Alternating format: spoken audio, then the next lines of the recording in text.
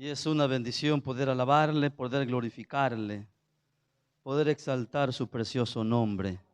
Vamos a continuar con el culto y vamos a meditar ahora en la palabra del Señor. Quiero invitarles para que vayamos al libro de los Hechos, capítulo 6. Libro de los Hechos, capítulo 6. Vamos a leer esta porción de la palabra del Señor. Libro de los Hechos, capítulo 6, versículos del 1 al 7 o al 8 al terminar allí. Según la narración, como está escrita esta parte, como está dividida en esta enseñanza. Vamos a leerlo todos unidos y dice así en el nombre de nuestro Señor Jesucristo, la palabra del Señor. En aquellos días, como creciera el número de los discípulos, hubo murmuración de los griegos contra los hebreos de que las viudas de aquellos eran desatendidas en la distribución diaria. Los 12 convocaron a la multitud de los discípulos y dijeron: no es justo que nosotros dejemos la palabra de Dios para servir a las mesas. Buscad pues, hermanos, de entre vosotros a 7 varones de buen testimonio, llenos del Espíritu Santo y de sabiduría, a quienes encarguemos de este trabajo. Y nosotros persistiremos en la oración y en el ministerio de la palabra de Dios. Agradó pues a toda la multitud y eligieron a Esteban, varón lleno de fe y del Espíritu Santo, a Felipe, a Prócoro y a Nicanor, a Timón y a Parmenas y a Nicolás, prosélito de Antioquía, a los cuales presentaron ante los apóstoles, quienes, orando, le impusieron las manos, y crecía la palabra del Señor, y el número de los discípulos se multiplicaba grandemente en Jerusalén. También muchos de los sacerdotes obedecían a la fe. Bendito Dios y Padre amoroso que estás en gloria. En esta tarde, Señor, hemos leído esta porción de tu palabra. Toma en esta tarde nuestras vidas, Señor. Extiende tu mano de misericordia, Señor, y ayúdanos. Permítenos, oh Dios, poder, Dios mío, ser guiados, ministrados por tu Espíritu Santo. Reconocemos, oh Dios, que sin ti nada podemos hacer. Reconocemos, oh Dios, que para todos, Señor, hay que pedirte, Señor, la ayuda, la guianza, la dirección. Porque hay un enemigo que se revela, hay un enemigo que se opone, hay un enemigo que manda sus dardos para perturbar, para estropear, oh Dios, este propósito. Pero mayor eres tú, Dios de misericordia.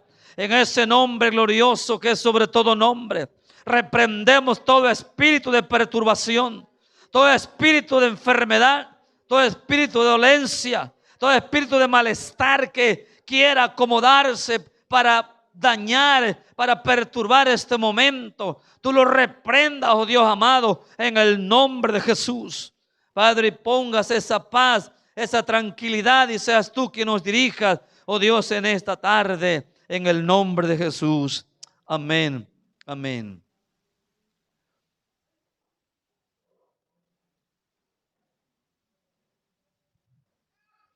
Vamos a meditar en esta tarde. Usted ha leído la Escritura y parece una narración muy tranquila que muestra algo muy que da una aparente tranquilidad cuando leemos esta Escritura. Pues inicia de una manera especial dándonos una gloriosa enseñanza sobre cómo era la vida de la iglesia primitiva. Y dice que en aquellos días, como creciera el número de los discípulos, hubo murmuración de los griegos contra los hebreos de que las viudas de aquellos eran desatendidas en la distribución diaria.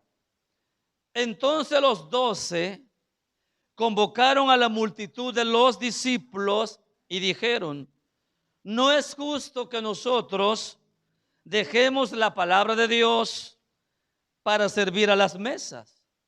Buscad pues, hermano, de entre vosotros a 7 varones de buen testimonio, a 7 varones llenos del Espíritu Santo, a 7 varones llenos de sabiduría, a quien le encarguemos de este trabajo. Y dijeron los apóstoles: y nosotros persistiremos en la oración, y nosotros persistiremos en el ministerio de la palabra. Agradó la propuesta a toda la multitud, y eligieron a Esteban, varón lleno de fe y del Espíritu Santo, a Felipe, a Prócoro, a Nicanor, a Timón, a Parmenas y a Nicolás, prosélitos de Antioquía, a los cuales presentaron ante los apóstoles, quienes orando les impusieron las manos, y crecía el número y crecía la palabra del Señor, y el número de los discípulos se multiplicaba grandemente en Jerusalén, y también muchos de los sacerdotes obedecían a la fe. Bueno, todo parece estar tranquilo, pero no. Hay un detalle que suscita en esta iglesia. Las dificultades siempre van a llegar en los momentos que menos esperemos.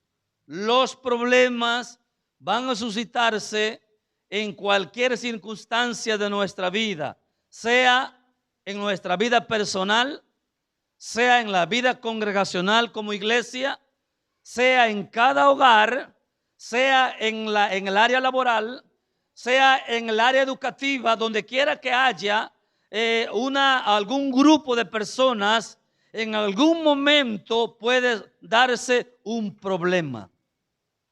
Amén.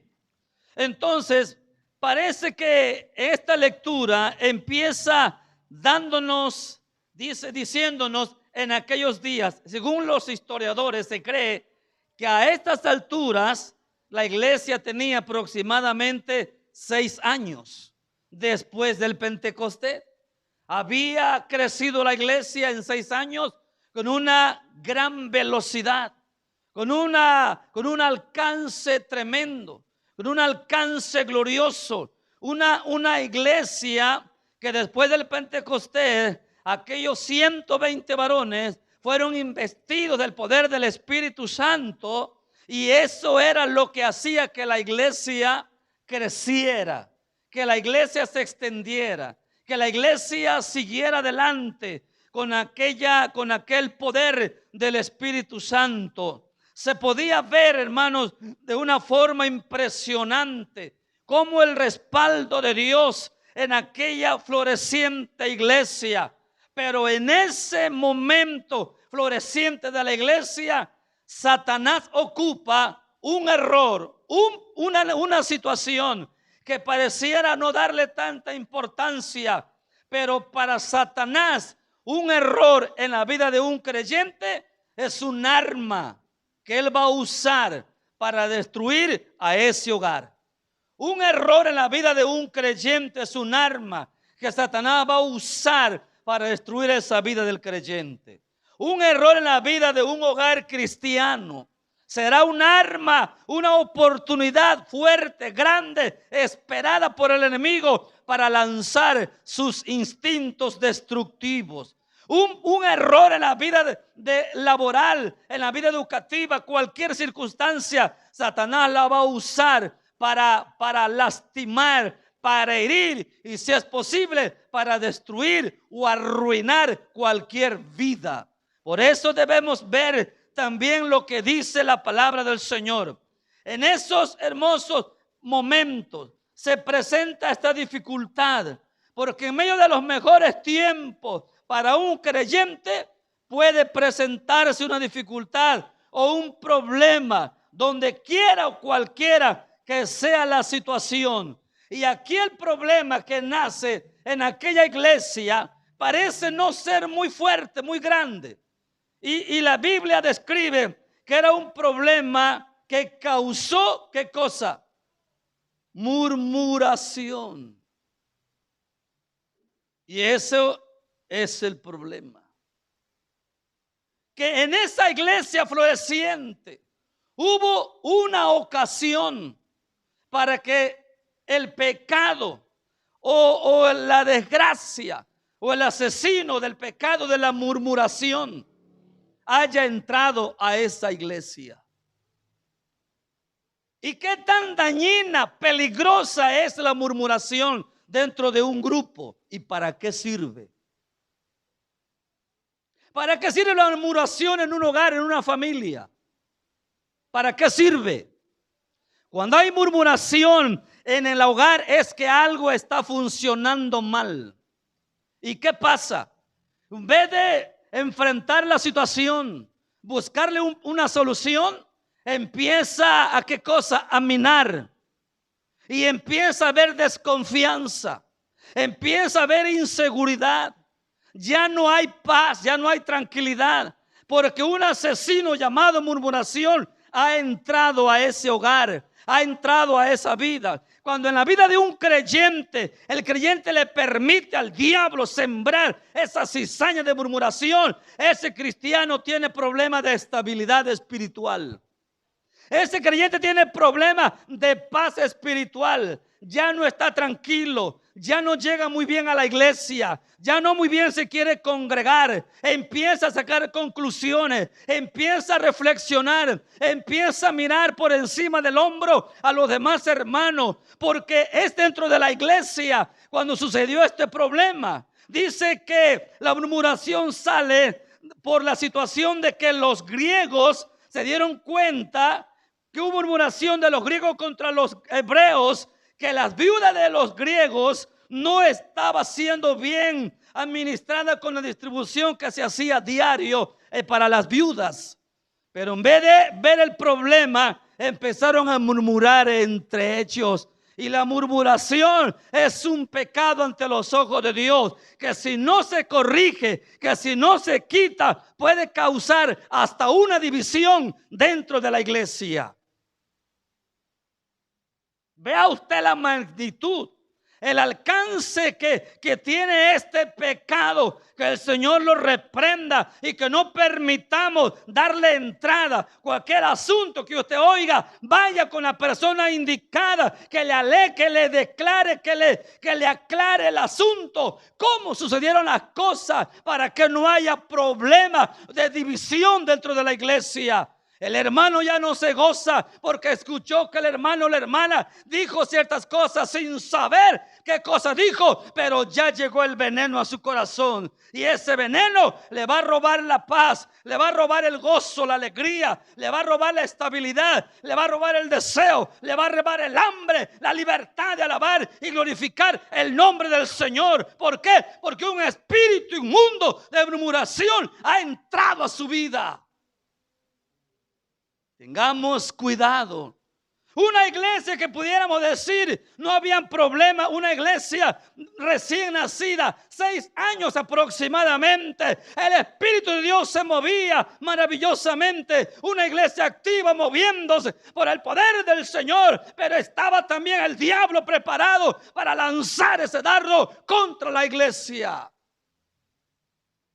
La pregunta es, ¿cómo hicieron frente esta iglesia a este enemigo?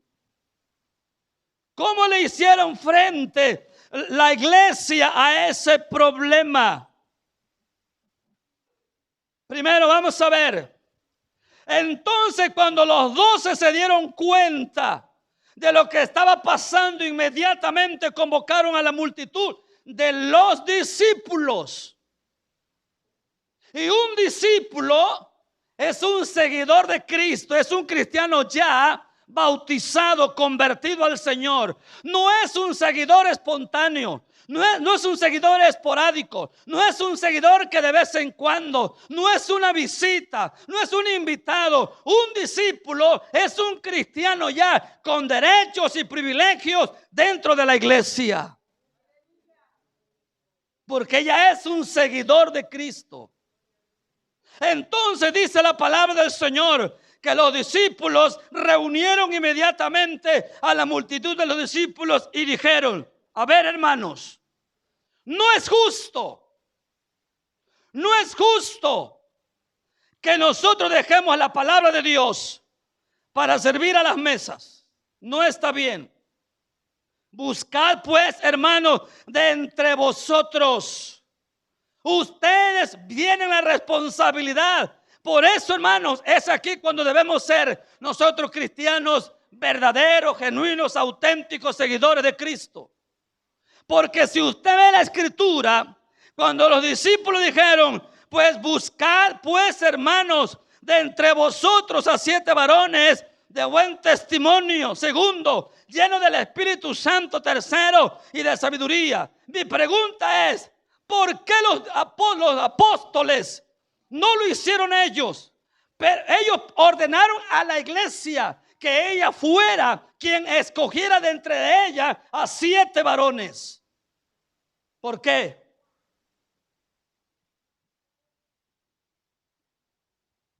Una iglesia debe conocerse a sí misma.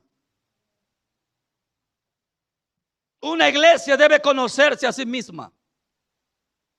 Usted debe saber tanto cómo camina usted como creyente, si es fiel o no es fiel, si es íntegro o no es íntegro, si es honesto o no es honesto, si busca o no busca a Dios. Debemos conocernos unos a los otros. Por eso, cuando hay elecciones, debemos saber cómo elegir y a quién elegir. ¿O no es así?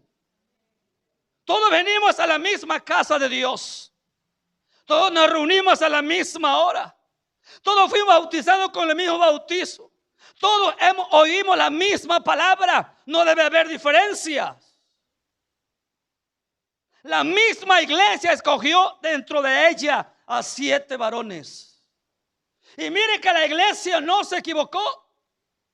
Porque ellos inmediatamente, como se conocían entre todos, inmediatamente, y dice la iglesia, y dice: dígale, deben de ser varones de buen testimonio. Deben de ser varones llenos del Espíritu Santo. Y deben ser varones llenos de sabiduría, para que sirvan a las mesas. No fueron los apóstoles. No fue el Espíritu de Dios quien vino: apártenme a fulano. No, fue la misma iglesia quien entre ellas mismas seleccionó quien iban a servir a las mesas. Porque la iglesia debe de conocerse a sí misma. Por eso no debe haber murmuraciones dentro de la iglesia. Porque la iglesia se conoce cómo camina. Amén. Entonces dice la palabra: y nosotros persistiremos en la oración y en el ministerio de la palabra. Primer detalle: ¿cómo hacerle frente a las dificultades? Primero, debe mantener una vida de oración y entregada a la palabra de Dios. ¿Cuál es el beneficio? ¿Cuál es la bendición o el resultado o la garantía de mantener una vida de oración y de consagración a la palabra de Dios? ¿Cuál es? ¿Por qué, hermano? ¿Por qué? Porque primeramente la oración te mantiene en comunión con Dios y con el Espíritu Santo. La palabra te mantiene fortalecido y con una visión fortalecida, guiada por el Espíritu de Dios. Los discípulos no se involucraron, los apóstoles no se involucraron en el problema de que surgió de la murmuración. No, ellos dijeron: ustedes arreglen ese problema. Nosotros tenemos una prioridad. Nuestra prioridad es mantenernos en oración por la iglesia y meditando en la palabra de Dios para que la iglesia prospere, para que la iglesia crezca. ¿Por qué no permitieron los apóstoles que ese problema que había dentro de aquella iglesia no se involucraron en ellas? ¿Por qué logramos pensar? Porque ellos tenían una misión diferente. aunque eran los apóstoles, pero ellos también sabían que la iglesia estaba creciendo porque ellos se mantenían en su servicio a Dios, en su llamado que era la oración y el esparcimiento de la palabra de Dios. Creemos que al involucrarse dentro de la iglesia, de los problemas de la iglesia, los iban a detener. Y eso pasa.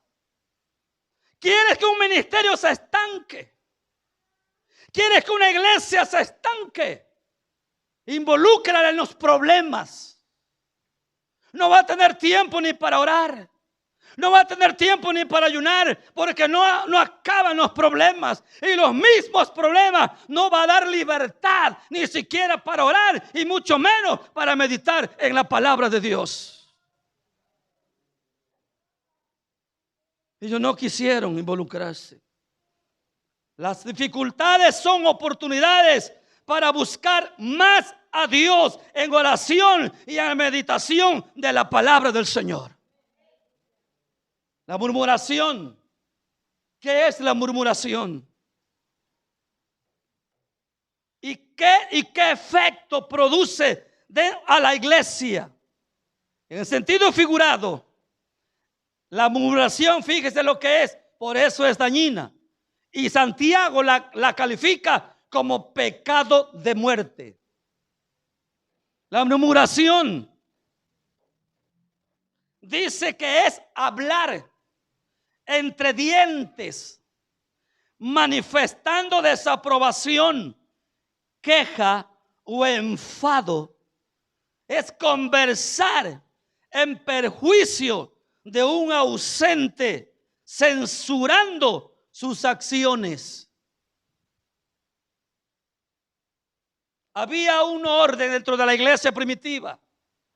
Había unos varones escogidos por la misma iglesia que todos los días hacían un recorrido por las plazas, por los mercados de aquella ciudad de Jerusalén. Y aquellos hombres que salían todos los días por las mañanas y en las tardes, era recolectando alimentos, recolectando ayuda para las viudas, para los huérfanos y para los pobres. Entonces aquellos hombres llegaban y había una persona indicada a quien le entregaban todo. Esta persona que estaba sentado allí era la encargada de administrar todo lo que aquellos hombres traían para que se distribuyera dentro de la iglesia. Y eso mismo servía para que muchas personas vinieran también a recibir ese apoyo, esa ayuda. Pero ahí es cuando Pablo o los apóstoles les impartían la palabra de Dios. Cuando los griegos se dieron cuenta de ese detalle, empezaron a murmurar. Y eran también dentro de la misma iglesia. Y en ese pequeño problema Satanás se acomoda para empezar a querer causar una división dentro de la iglesia, porque la murmuración causa división. Cuando ya no estamos de acuerdo con el orden, cuando ya no estamos de acuerdo con la liturgia, cuando ya no estamos de acuerdo con lo que se está haciendo, en vez de venir a la persona indicada a que le explique las cosas, empieza a murmurar con otra persona allá en oculto, cuando llegan a sus casas, cuando se van en la calle, cuando se encuentran y empiezan a despedir ese veneno, hermano, que en vez de acercar la vida, no sabe ni cómo vive ese hermano, está débil, no busca de Dios, y para acabarlo llega el hermano muy sabio, muy entendido, y en vez de hablarle de fe, de búsqueda de Dios, de orar, de palabra, le empieza a inyectar un veneno a su corazón. Y ahora menos se acerca al hermano. Y el problema, ¿para quién luego recae? ¿Para quién recae luego el problema? Para el liderazgo, para el pastor, porque el pastor se da cuenta que ya no vino el hermano ni la hermana. Hay que irlo a ver, sin saber que ese hermano está envenenado por una murmuración que escuchó dentro de la misma iglesia. No estamos para esos tiempos. No estamos para esos tiempos, hermanos. Estamos para mantenernos en oración y meditación de la palabra de Dios. No debemos permitir, debemos cerrar toda puerta que el enemigo quiera abrir por donde entra ese espíritu inmundo de murmuración. Reprenderlo en el nombre de Jesús y ordenarle que se vaya lejos a otras partes, a donde no dañe, a donde no lastime. ¿Cómo hicieron frente? Con oración y palabra de Dios. Por eso los discípulos dijeron: no nos vamos a involucrar en ese problema. Escojan de entre ustedes. Escojan de entre ustedes a 7 hermanos. Y ya le dio las características. Nosotros vamos a continuar con lo de nosotros. Amén. ¿Y cuál era la vida de ellos? Oración y palabra. ¿Cuál es la vida de la iglesia, hermanos? Oración y palabra. Amén. La oración te acerca a Dios. La murmuración te aleja de Dios. La oración tienes comunión con Dios y con tus semejantes. La murmuración te aleja de Dios y de tus semejantes. Oración y palabra es muy importante. Tenerla como prioridad de nuestra vida. ¿Por qué, hermanos?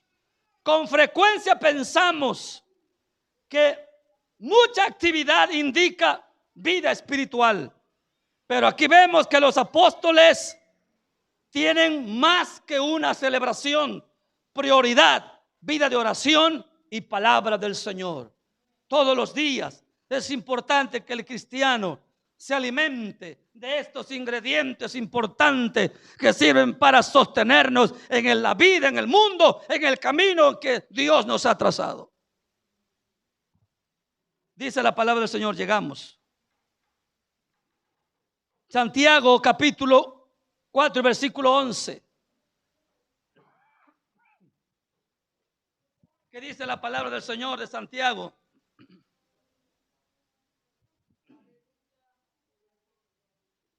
¿Qué dice Santiago?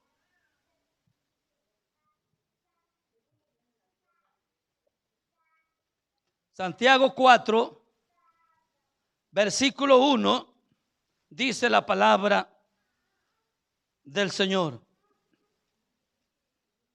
¿De dónde vienen las guerras y los pleitos de entre vosotros? ¿Vienen del mundo? ¿Vienen de la calle? ¿Vienen de entre nosotros mismos? Vienen dentro de nosotros mismos, de nuestras pasiones, las cuales combaten en vuestros miembros. Eso es importante. ¿De dónde salió la murmuración de la iglesia? Dentro de la misma iglesia. Y eso, la iglesia se convierte en su propia asesina. Y no debemos permitir. Ellos dijeron: nosotros, ustedes arreglen el asunto, nosotros vamos a persistir. Y la palabra persistir significa además perseverar, ser perseverante, ser continuamente constante en ese espacio de comunión con Dios. Los apóstoles recibían, ¿qué cosa? El poder de Dios y su sabiduría para dirigir la iglesia. Si ellos se involucraban en los problemas de la iglesia, dijeron: ese espacio que vamos a ocupar allí, arreglando ese problema, lo vamos a ocupar en oración y meditación de la palabra del Señor. Porque es de allí donde viene la sabiduría, el poder, la gracia y la misericordia, hermanos. En vez de gastar las energías, el tiempo en chismes, murmuraciones y escándalos y dimes y diretes, ocupemos el tiempo en orar y meditar en la palabra del Señor. Que no nos robe, no nos gane Satanás la delantera. Ellos querían, ellos sabían que con oración y palabra ellos recibían revelación de Dios. Ellos recibían revelación de la doctrina de Dios. Aleluya. Además del consejo de Dios para atender a las diversas situaciones de la iglesia. Cuando Moisés tenía un problema dentro del pueblo, ¿qué hacía Moisés? Cuando el pueblo se entregaba y venía alguien y le decía: Moisés, el pueblo está haciendo esto. Moisés sabía que la única forma y manera de detener la ira de Dios era postrándose ante su presencia. Y de la única manera en que podemos detener la ira de Dios sobre nuestras vidas es buscando la presencia del Señor en oración y diciéndole: Señor, no le tomes en cuenta estos pecados, perdónalos y danos fuerzas para seguir adelante. Danos la sabiduría y el conocimiento para no entretenernos en estos problemas, para no estancarnos en esta situación. Danos visión, danos madurez, danos un espíritu diferente para que seamos diferentes y podamos agradarte, porque de Él es quien viene la voluntad. Pero no podemos nosotros, hermanos, estar queriendo buscar a Dios en oración y palabra y estarnos involucrados en los asuntos que no deben interesarnos. Que yo escuché, que yo oí, que tú dijiste. Mira, no sabe ni lo que está pasando.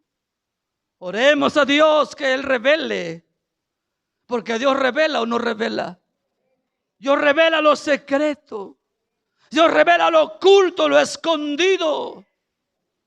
Hay cosas, hermanos, que durante mucho tiempo quizás se han tenido ocultas. Pero cuando nos postramos en el Señor, pero cuando decimos: Señor, revela por qué está pasando esto. Señor, revela tú por qué está pasando todo esto. Dios revela las cosas. Y déjame decirte, hermanos, que Cristo viene pronto. Y no puede haber una iglesia involucrada en los problemas carnales. No puede haber una iglesia involucrada en los problemas carnales o del mundo, que solamente son enviados para estancarnos y que perdamos la visión. Estamos en tiempo de clamar a Dios misericordia. Qué triste es cuando permitimos que Satanás haga esta labor para estancar la iglesia. El Salmo 63 del 1 al 4 dijo el salmista. El Salmo 63 del 1 al 4 dijo el salmista en esta porción: Dios, Dios mío, eres tú. De madrugada te buscaré. Mi alma tiene sed de ti. Mi carne te anhela en tierra seca y árida donde no hay aguas. En momentos de ¿qué? De escasez. Y cuando hablamos de escasez, no tan solo se refiere a una escasez de agua, lluvia literal, sino ausencia de Espíritu de Dios en nuestras vidas, sino ausencia de palabra en nuestras vidas, sino ausencia del poder del Espíritu Santo. La vida se va marchitando, la vida se va secando, no hay vida, porque lo que da vida es la palabra de Dios. Porque lo que da unción es el Espíritu Santo. Y Él no convive con el pecado. Él no convive con la murmuración, ni con el chisme, ni con cualquier otra clase de pecado. Dijo el salmista: ¿qué debemos hacer? Hacer como dijo el salmista. Si usted sabe de algo, no quiera vengarse, vaya y póstrese ante el Señor. Diga: Señor, hay este daño en mi persona, contra mi persona. Hay este mal contra mi persona. Pero yo sé que yo no puedo resolverlo porque mi fuerza, mi sabiduría, mi capacidad no me es suficiente. Oh, pero yo sé que hay un Dios todopoderoso que escudriña la mente, el corazón y los pensamientos. Y Él intercede con una forma especial. Él dice: muéstrame para ver tu poder y tu gloria, así como te he mirado en el santuario. ¿Por qué? Porque mejor es tu misericordia que la vida. Mis labios te alabarán. Y así te bendeciré en mi vida. En tu nombre, en mis manos. ¿Qué cosa? Voy a alzar aunque el enemigo ande rodeando. Aunque el enemigo sea levantado queriendo contra mi hogar, contra mi persona, contra mi iglesia, contra el trabajo de mis hijos, yo le voy a levantar manos. Porque levantar manos es señal de ¿qué? De victoria en el nombre de Jesús.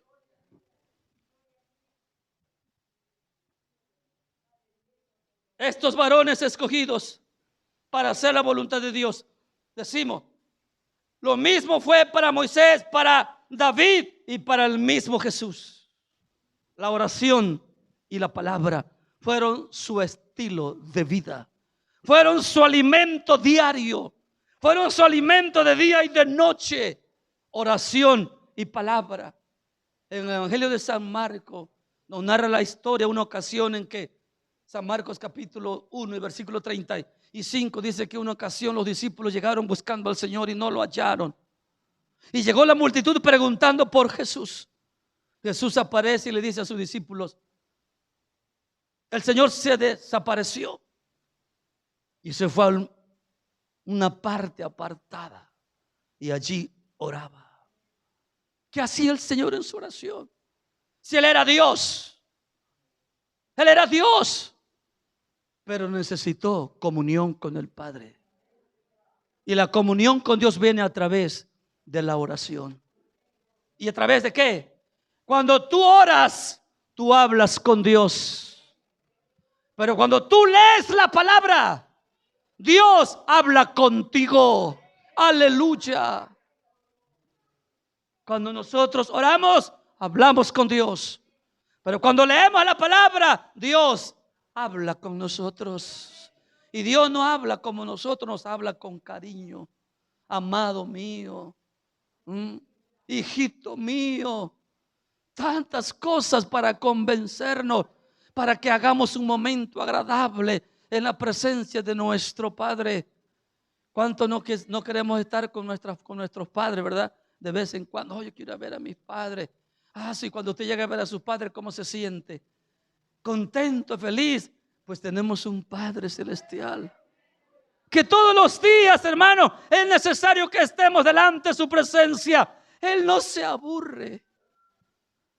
Él está esperándonos porque Él conoce nuestra necesidad. Sin duda alguna, el Señor se fortalecía a través de la oración para enfrentar las dificultades y las tentaciones del diario vivir. El Señor se ofrecía en oración para hacer la voluntad del Padre, porque para hacer la voluntad de Dios se requiere de tener buena relación con Dios.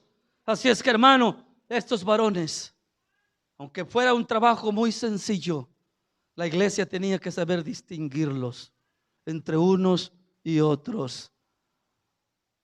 Y unos y otros. ¿Qué sentirían los demás que no fueron escogidos? ¿Qué sentirían los demás? Eran 7 varones. ¿Y quién no quisiera haber sido escogido?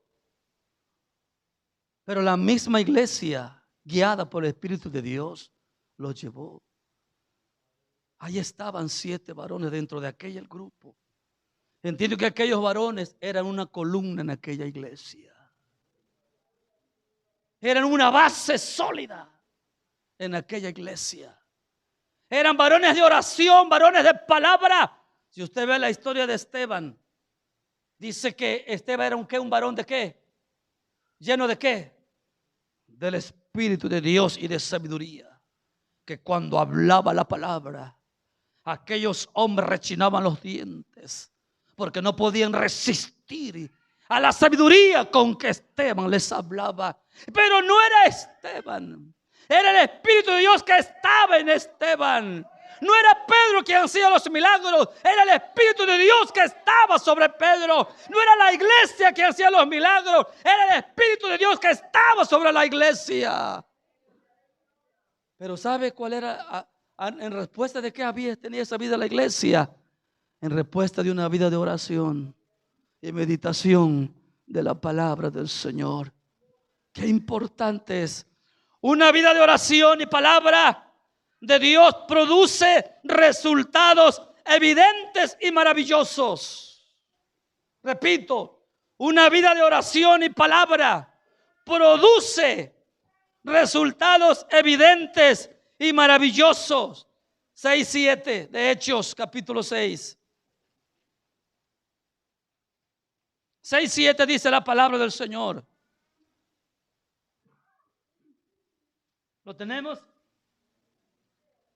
A los cuales presentaron ante los apóstoles, quienes orando les impusieron las manos.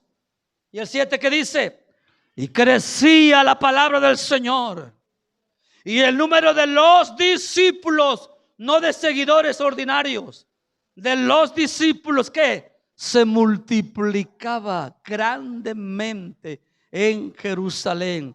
¿Tiene poder la oración? ¿Tiene poder la palabra? Tiene poder. ¿Qué tenemos que hacer entonces? Usarla, practicarla, ponerla por obra, hacer lo que esta iglesia hacía. El problema salió, pero no se quedaron allí. ¿Sabe usted que ese problema no detuvo la iglesia? Ese problema no detuvo la iglesia. Cuando nosotros, hermanos, ponemos como prioridad la oración, la búsqueda, el temor a Dios y la meditación de la palabra, hermanos, habrá un crecimiento tanto espiritual como congregacional. Tendremos victoria sobre toda oposición. Veremos además, el servicio será más efectivo. ¿Por qué? Porque ya no será usted, será el Espíritu de Dios a través de usted obrando en la obra del Señor.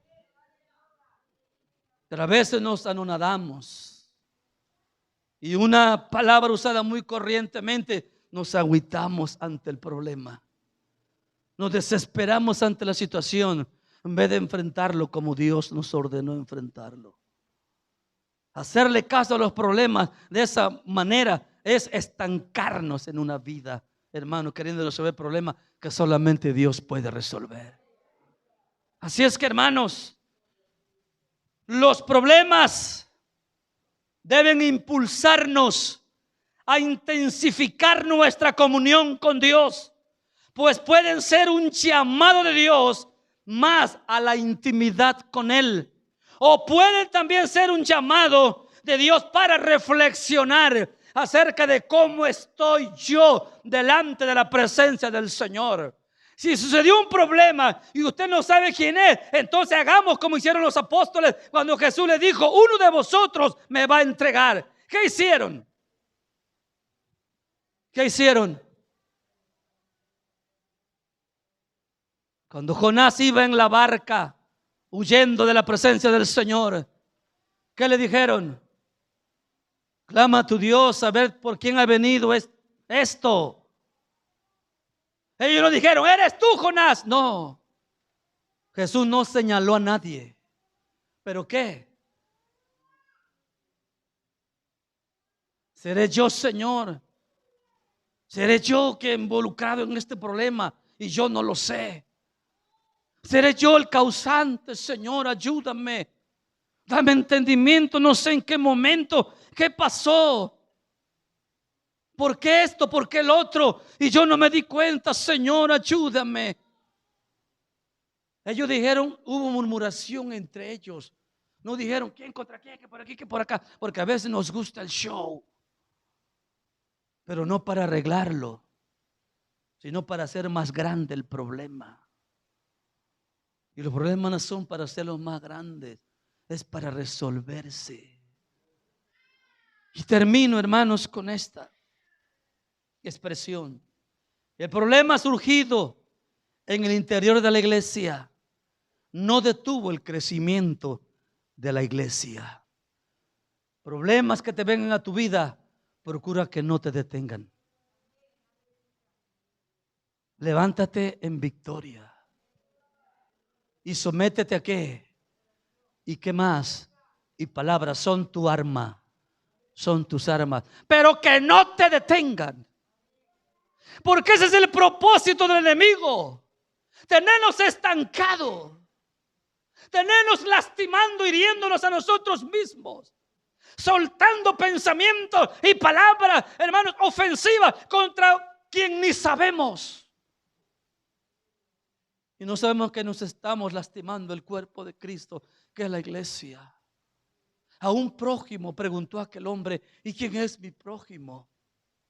Mi prójimo, ¿quién es nuestro prójimo, hermanos? Nuestro prójimo, yo una vez prediqué sobre esto y reflexioné de esta manera: mi prójimo se parece a mí. ¿Con qué? con mis defectos, con mis errores, con mis deficiencias también como yo, pero que también tiene un valor ante los ojos de Dios. Y que yo no soy digno de lastimarle, mucho menos de buscar su mal, sino de que se levante, de que se restaure, de que entre en comunión con Dios. ¿Y cómo lo voy a hacer?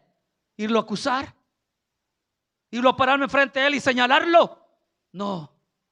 El Señor, aquí está la vida de este hombre, de este hermano, de esta hermana o de este varón. Tú sabes cómo ha obrado. Busca estancarme, busca detenerme, pero yo no me quiero detener. Yo no quiero detenerme. Aquel problema no detuvo el mover del Espíritu Santo en aquella iglesia. ¿Por qué? Porque había hombres que estaban postrados en oración, porque su prioridad ellos fue la oración y la meditación de la palabra del Señor. Porque las armas de nuestra milicia no son carnales, sino poderosas en Dios para la destrucción de fortaleza. Tienes un problema, hermano, amigo, no te vengues, llévalo a Dios en oración. Tienes una necesidad, no te detengas, llévalo a Dios en oración. Te sientes desanimado por algún comentario, no hagas caso. Olvídate, que no te importe lo que diga la gente, que te importe lo que diga Dios. Eso es lo más importante. Que no te importe lo que la gente murmure, que te importe lo que Dios tiene aquí preparado para ti. Si le eres fiel, no te detengas, sigue adelante buscando la presencia del Señor. Vamos a orar en esta tarde y no olvidemos que los problemas, que las dificultades pueden llegar ¿en qué? En cualquier momento. ¿Cómo le vas a hacer frente? Con oración. ¿Qué vas a hacer? Enciérrate en tu cuarto si no puedes venir a la casa de Dios. Y allí póstrate y dile: Señor, aquí estoy. Y sea usted conciso con Dios. A Dios no le andemos por las ramas, porque Él ya sabe todo. Usted va a Dios, váyale al centro del asunto. No le ande dando vueltas. Dígale: Señor, mira, este hombre se llama fulano de tal. Él se ha levantado contra mí, ha murmurado, me ha puesto en mal contra mis hijos, contra mi esposo, contra mi familia. Defiéndeme. Pero debemos ser también conocernos nosotros. Si no fuimos causante de ese problema, si fuimos causantes, mejor humíllese y arrepiéntase y pídale perdón al Señor. Y vaya usted y reconcíliese con la persona. Son dos cosas muy distintas. Amén. Porque somos bienaventurados cuando se dice mal de vosotros sin estar involucrados. Pero si estamos involucrados, mejor humíllese. Pídale perdón a Dios, confiésele su falta y vaya a ver a esa persona. Y dígale con vergüenza, como quiera, como sea, pero vaya usted y arréglelo. No le pida a Dios que vaya a Él. Es asunto de usted con Él. Amén. Oramos a Dios entonces. Padre, en esta